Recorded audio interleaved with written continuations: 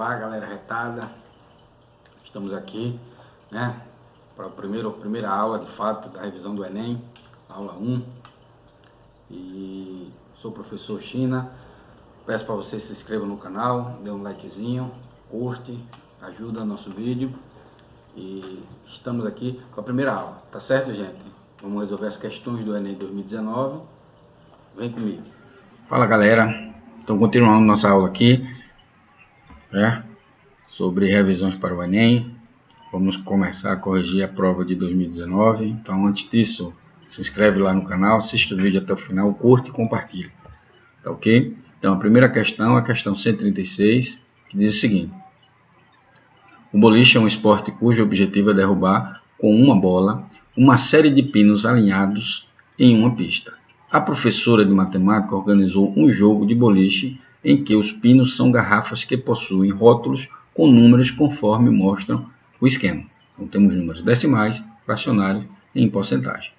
O aluno marca pontos de acordo com a soma das quantidades expressas nos rótulos das garrafas que são derrubadas.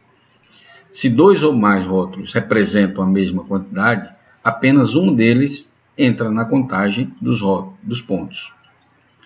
Um aluno marcou 7,55 pontos em uma jogada. Uma das garrafas que ele derrubou tinha um rótulo de 6,8. Ok? Deixa eu mudar aqui para a canetinha. Então, uma garrafa já está estabelecida, ele derrubou essa garrafa aqui. Então, partindo para a solução, o que a gente tem? Se ele fez 7,55 pontos e uma das garrafas 6,8, só resta, 0,75, fazendo a subtração aqui, para as outras garrafas. Tá? Então, se ele quer saber a quantidade máxima de garrafas que ele derrubou, então o que a gente precisa? Analisar todas as garrafas, como por exemplo, essa garrafa aqui com certeza ele derrubou, ou ele derrubou garrafas menores que a soma dá 0,75. Tá? Então, vamos analisar garrafa por garrafa. Então, analisando essa garrafa aqui, possivelmente ele derrubou essa garrafa. E vamos eliminar essa garrafa aqui, 4,3, porque é maior que 0,75, então ele não pode ter derrubado essa garrafa. Né?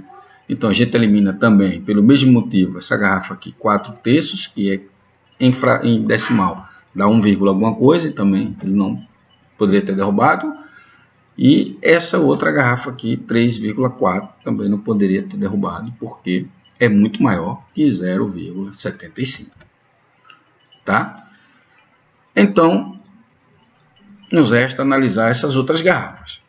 Pegando essa garrafa aqui, 75%, transformando em fração, fica 75 sobre 100, e em decimal 0,75. Ou seja, mais uma garrafa que ele pode ter derrubado, porque tem valor igual a 0,75. Tá? E automaticamente a gente nota que essa garrafa aqui, 34%, é menor que 75%, então ele não derrubou. Tá ok? Então, partimos para as garrafas que estão expressas em fração. 3/4, dividindo 3 por 4 para transformar em decimal, nós temos 0,75, ou seja, 3/4 equivale a 0,75, então também pode ter derrubado essa garrafa. E quando a gente olha essa garrafa aqui, 6/8, a gente nota que é uma fração equivalente a 3/4, basta multiplicar por 3 por 2 dá 6, 4 por 2 dá 8, e então 6/8 também equivale a 0,75. Outra garrafa desse grupo. E a última, 9/12, que também é uma fração equivalente a 3/4, basta multiplicar 3 vezes 3, 9, e 4 vezes 3 é 12, então 9/12 equivale a 0,75, e é uma garrafa também do grupo. Então, como ele derrubou essa garrafa com 6,8, e se essas outras 5 têm a mesma pontuação, então ele pode ter derrubado e só iria somar uma delas, que é 0,75, então o valor máximo, ou a quantidade máxima de pinos que ele derrubou, são 6, alternativa E. Tá ok? uma questão que envolve, e você necessita o domínio de flutuar os números em porcentagem, decimal, né, e fração, tá? Fazendo isso você consegue resolver tranquilamente essa questão, tá ok? Vamos para a questão 137, tá? As coordenadas usualmente utilizadas na localização de um ponto sobre a superfície terrestre são a latitude e a longitude. Para tal, considera-se que a Terra tem uma forma de uma esfera. O meridiano é uma circunferência sobre a superfície da Terra que passa pelos polos norte e sul, representados na figura por PN e PS. PN e PS. O comprimento da semicircunferência que une os pontos PN e PS tem comprimento igual a 20.016 km. A linha do Equador também é uma circunferência sobre a superfície da Terra com raio igual ao da Terra, sendo que o plano que o contém é perpendicular ao que contém qualquer meridiano. Se P é um ponto da superfície da Terra, C o centro da Terra e o segmento PS um raio, conforme mostra a figura, aqui ó, ponto na superfície, C o centro da Terra, né? Então PC aqui é um dos raios, tá? Seja φ o ângulo que o segmento PC faz com o plano que contém a linha do Equador. Esse ângulo aqui, ó. A medida em graus de φ é a medida da latitude de P. Então, P tem a latitude de φ conforme ele vai avançando ao polo norte ou descendo ao polo sul. Suponha que a partir da linha do Equador, um navio viaja subindo em direção ao polo norte, percorrendo o meridiano até o ponto P com 30 graus de latitude. Então, P subiu aqui e φ tem um valor de 30 graus. Quantos quilômetros são percorridos pelo navio? Vê muita informação assim, mas a questão é bem simples. Vamos lá. O que a gente tem? Que de PS a PN você tem meia circunferência, né, uma semicircunferência, então você tem, quando você percorre tudo isso aqui, você percorreu 180 graus de latitude. Tá ok? Como você quer saber quanto P saindo aqui, ó, né, do início da linha do Equador em direção ao polo norte e andou apenas 30 graus, você quer saber quanto, se 180 equivale aos 20.016, que é justamente a distância de PS a PN, 30 graus, equivale a x, você faz uma regrinha de 3, né? Então, x aqui ó, vai ser igual a 30 vezes 20.016 dividido por 180. Bom, para você não multiplicar tudo isso, você pode dividir 180 por 30, né? E aí dá 1. E aqui 180 por 30 dá 6. Né? E aí dividir apenas 20.016 por 6. Que dá um total de 3.336 km. Alternativa B. Tá ok, gente? É ver que essa questão é uma questão que, a princípio, você olhando ela, pode parecer uma questão de física que exige cálculos específicos de trigonometria, geometria, mas é uma questão apenas de regra de 3, simples, que sai fácil, beleza? Próxima questão. Um asteroide, batizado de 2013 TV-135, passou a aproximadamente 6,7 vezes 10 elevado a 6 km da Terra. A presença do objeto espacial nas proximidades da Terra foi detectada por astrônomos ucranianos que alertaram para uma possível volta ao asteroide em 2032. O valor posicional do algarismo 7, presente na notação científica da distância em quilômetros entre o asteroide e a Terra, corresponde a... Então, observe, ele já afirmou, né, está escrito em notação científica. O que a gente precisa para ter segurança? Transformar essa notação científica em, né, na escrita convencional, fica um número grande, mas a gente observa melhor a posição do 7, do algarismo 7. Então, como é que a gente transforma? Você vê aqui, 6,7 tem uma casa decimal. Você tem 10 elevado a 6, ou seja, você vai acrescentar vai multiplicar isso por 1 milhão. Como você vai perder uma casa decimal aqui, você multiplica apenas por 100 mil, ou seja, acrescenta apenas 5 zeros. Acrescentaria 6 se não tivesse casa decimal.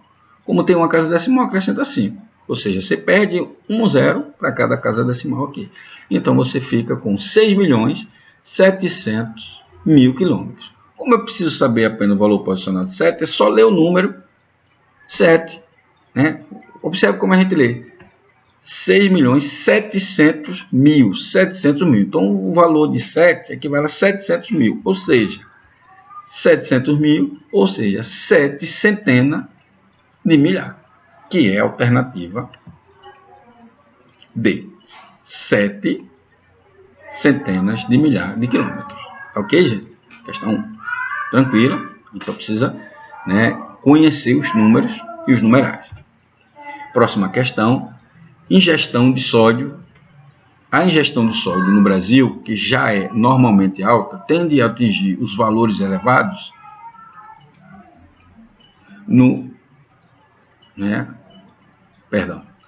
novamente aqui.